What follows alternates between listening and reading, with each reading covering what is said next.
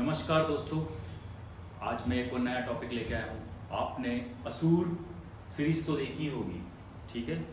मगर आप सोच रहे होंगे कि सर असुर सीरीज के बारे में क्या वो लेके आए हैं और ऐसा क्या बताना चाहते हैं आप। बेसिकली हम तो यूपीएससी का मेंटरशिप करते हैं, मगर फिर भी हम इस सीरीज से मैंने बहुत कुछ सीखा है, वही मैं आपको एक्सप्लेन करना चाहता हूँ। बेसिकली सीरीज ने मुझे जो हमारी फ्यूचर जनरेशन की जो प्रॉब्लम है वो एक्सप्लेन करी है, और ये सही में आपका यूपीएससी के टॉपिक भी हैं और एक फ्यूचर एडमिनिस्ट्रेशन के टॉपिक भी हैं, और एक बेसिक कॉमन पीपल को भी पता होना चाहिए कि हमारा फ्यूचर जनरेशन किस प्रॉब्लम पे आ सकता है, हमारी ह्यूमन सोसाइटी किस डेंजरस से गुजर रही है। इस सीरीज में जो मैंने सीखा है मैं आपको एक्सप्लेन करने की कोशिश करता हूँ।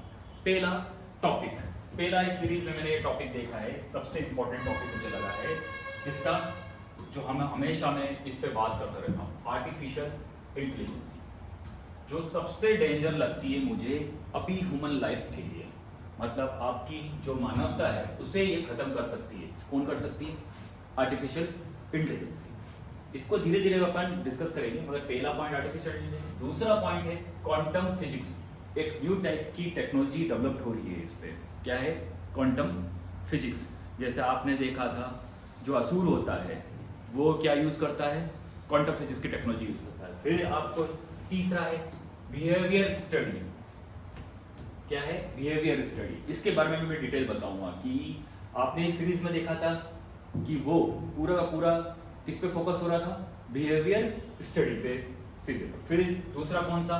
चौथा पॉइंट सोशल मीडिया। ठीक है, क्या है? Social media. और पांचवा पॉइंट है इथिक्स एजुकेशन। ये सारे इस सीरीज से मैंने सीखे हैं, ये सारे पॉइंट मैंने इस सीरीज से सीखे हैं, और मैं इसे ऐसे एक्सप्लेन करना चाहता हूँ कि ये हमारी लाइफ पे, डे टू डे लाइफ पे कितना इंपॉर्टेंट रोल मेंटेन करते हैं। पहला पॉइंट है आर्टिफिशियल इंटेलिजेंस। ये भी बहुत, मैं इसको समझाता हूँ। आर्टिफिशियल इंटेलिजेंस क्या है? ये बहुत इंपॉर्टेंट टॉपिक है और वर्ल्ड में इस पर सबसे ज़्यादा रिसर्च चल रही है। आर्टिफिशियल इंटेलिजेंस का होता है कि जब मशीन एनालाइज करना लग जाए, डिसीजन लेने लग जाए। अगर मशीन डिसीजन लेने लग गई तो बहुत डेंजर हो जाएगा। अगर उसमें ह्यूमन बीइंग का कंट्रोल ना रहा और मशीन ही अपने सारे डिसीजन लेने लग गई, तो ये आपके लिए बेनिफिट भी है और ये आपके लिए अभिशाप भी है। ठीक है ना? कैसे अभिशाप है?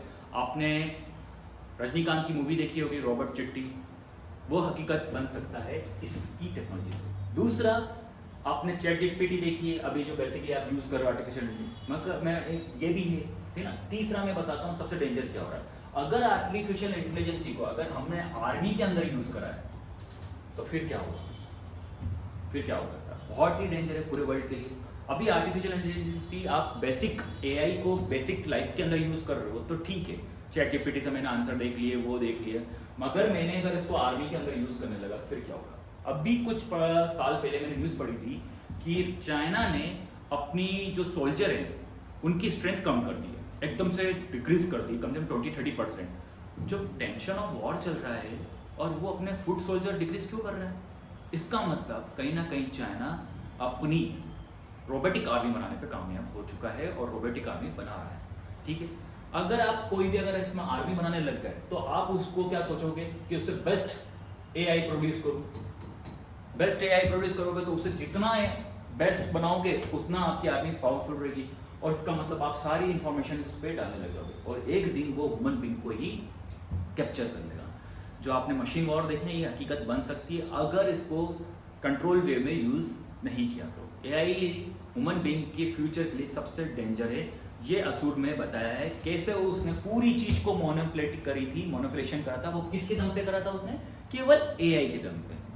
ठीक है, एआई के दम पे ही वो एक बड़ा लाना चाहता था कि पूरी दंगे फैल जाए और ये वाला। तो उसने किसका यूज करा था? पूरे डाटा लर्निंग के लिए एआई को यूज करा था। ठीक है ना? अब एआई से ही सारी चीजें कनेक्ट होती है। दूसरा होता है क्वांटम फिजिक्स। ये न्यू टॉपिक है और ये बहुत ही अलग टॉपिक है। इस पे R&D चल रही है, रिसर्च चल रही है, और आज मोदी जी आपके कहाँ गए हैं? यूएस गए हैं, और यही दो टॉपिक पे हमारा यूएस के साथ क्रिटिकल टेक्नोलॉजी ट्रांसफर का, प्रोडक्शन का चल रहा है विचार कि हम उसको इस टेक्नोलॉजी को, दोनों टेक्नोलॉजी को कैसे डेवलप करें। तो ये क्वांटम फिजिक्स भी इंपॉर्टेंट है। क्वांटम फिजिक्स ऐसा साइंस है, फिजिक्स है, जिसमें कम्युनिकेशन भी किया जा सकता है, फास्ट किया जाता है। जैसे आपका 0 to 1 पे होता है, ऐसे बाइनरी डिजिट होता है, इस पर कोई बाइनरी डिजिट नहीं होती। तो इसको समझाना बहुत ही मुश्किल है कि मैं इसके लिए एक लेक्चर लूँगा, उस पर सबको बताऊँगा। उस क्वांटम फिजिक्स भी आजकल आपकी सोच से आगे है। अगर एआई और क्वांटम को मिला दिया जाए तो एक डिजास्टर भी क्रिएट कर सकता है और एक मास प्रोडक्शन भी क्रिएट कर सकता है। तो बेसिकली हमें मालूम है कि आजकल जो भी चीज़ क्रिएट हो रही है डिजास्टर के लिए ज़्यादा यूज हो रही है, ठीक है। दूसरा आपको मैं बताता हूँ, तीसरा सबसे इंपॉर्टेंट है बिहेवियर स्टडी। आपने देखा था शुभ पूरा का पूरा बिहेवियर स्टडी कर रहा था, सब बंदों की जितना भी उसने डाटा चुराया था वो भी करा था, लोगों के एक्सेस सोशल मीडिया के थ्रू पहुंचा था। किससे पूछा था? Social media. आपको भी पता हो गया उसने सारा एक्सेस किसको लिया था? जिस बुक का, जिस कंपनी का उसने एक्सेस लिया था, हैक करा था, वो क्या है बेसिकली आज की आपकी फेसबुक, इंस्टाग्राम, ठीक है, आपके सोशल प्लेटफॉर्म। उस सोशल प्लेटफॉर्म से ही आजकल बिहेवियर आपका पढ़ा जाता है। बेसिकली मैं नहीं बोल रहा हूँ, इसके लिए एक साइंटिस्ट इकोनॉमिक्स को रिचर्ड एच फैलरे को नोबेल प्राइज मिला है, 2000 नोबेल प्राइज मिला है इकोनॉमिक्स के अंदर, कितने 2017 में। ये बोलता है कि अगर आपको किसी का बिहेवियर पता है तो आप उसके प्रोडक्ट सेंड कर सकते हो। ये मैं बेसिकली एग्जांपल बताता हूँ। अगर आप फूडी हो तो आपको बार बार ऐड किसके आते हैं? आप ऑब्जर्व करना, फूड के आएंगे। आप शॉपिंग हो लिखो तो आपको शॉपिंग के आएंगे। आप एडवेंचर ट्रिप पे जाने वाला ट्रेवलर हो तो आपको ट्रिप के फोटो आएंगे। तो ये क्या हो रहा है कि धीरे धीरे सोशल मीडिया आपके बिहेवियर की स्टडी कर रहा है और आपके अनुसार वो आपको मार्केटिंग अवेलेबल करवा रहा है। ये आप महसूस करना, ये आपके बैक पीछे हो रही हो, ये आपकी पूरी सोशल मीडिया आपकी प्राइवेसी का कोई ध्यान नहीं रख रहा है, ठीक है ना। प्राइवेसी कुछ नहीं हो रही है। यहाँ बोला जा रहा है कि हाँ फेसबुक और व्हाट्सअप आपका डाटा शेयर नहीं करता है, मगर ये जो शुभ ने खोला है ये बहुत इंपॉर्टेंट खोला है कि आपने भी देखा फेसबुक ने भी आजकल यूएसए के चुनाव, इंडिया के चुनाव, सब चुनाव को इन्फ्लुएंस कर रहा है। किस बेस पे कर रहा है? वो आपके बिहेवियर स्टडी को किसके साथ बेच रहा है? पॉलिटिकल पार्टियों के साथ बेच रहा है, ठीक है। और बिहेवियर स्टडी करके वो आपके बिहेवियर को चेंज कर रहा है और पॉलिटिक्स के अंदर भी इंटरफेरेंस कर रहा है। और ये शुभ ने बहुत ही अच्छी बताया है कि सोशल मीडिया से क्या होता है, बिहेवियर स्टडी हो रही थी। और बिहेवियर स्टडी के बारे में टॉपिक पहली बार किसने बताया? नोबेल इकोनॉमिक प्राइज मिला है इसको, नोबेल प्राइज मिला है इकोनॉमिक्स के अंदर रिचर्ड एच फैलरे को। उसने यही बताया है कि बिहेवियर स्टडी करके आप कैसे मार्केट बेच सकते हैं। मगर शुभ ने इसका यूज किस पे करा है?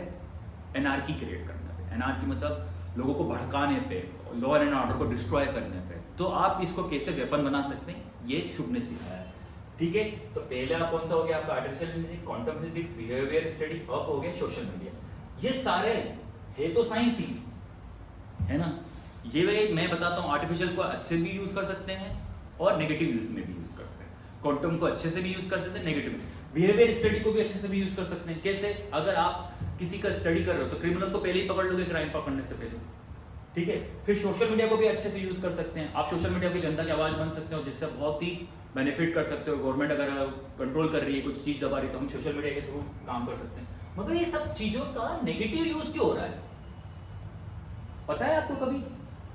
अब मैं जितनी भी बात कर रहा हूँ सब नेगेटिव बात कर रहा हूँ, क्यों हो रहा है? भाई तो पॉजिटिव भी यूज हो सकता है, मगर नेगेटिव क्यों यूज हो रहा है? उसका सबसे मेन कारण है जो हमने छोड़ दिया, इथिकल क्वेश्चन, इथिकल एजुकेशन, जो हम नहीं देते हैं अपने बच्चों को। आजकल आपने देखा ही होगा कि आप लोग एजुकेशन पे केवल किस पे फोकस करते हो? नॉलेज पे। किस पे फोकस करते हो आप? नॉलेज, ओनली नॉलेज, ठीक है ना। एजुकेशन का मतलब नॉलेज, ठीक है ना। कितने परसेंटेज आए यही पूछा जाता है ना। 98% आए, 99% आए, कितनी डिग्री की मिली है, क्या नहीं मिला है। किसी ने सोचा है कि आपकी वैल्यूज क्या है? नहीं। हमारा एजुकेशन ने वैल्यूज पे कोई फोकस नहीं कर रहा है। फ्यूचर वैल्यू जो अभी फ्यूचर एजुकेशन है वो वैल्यूज पे कुछ भी फोकस नहीं। तो आप बस एक स्टूडेंट को तैयार कर रहे हो, आपकी सोसाइटी, आपका एजुकेशन सिस्टम। मैं क्वेश्चन पूरे एजुकेशन सिस्टम पे भी उठा रहा हूँ, ठीक है ना। आपका एजुकेशन सिस्टम केवल नॉलेज बेस पे, ना कि हमारा एजुकेशन सिस्टम वैल्यूज बेस पे नहीं है। अगर हमें नॉलेज है और वैल्यूज नहीं है तो मैं उस नॉलेज को हमेशा गलत ही यूज करूँगा। सबसे डेंजर बंदा वही होता है हमारा, जब इथिक्स का टॉपिक भी है यूपीएससी का।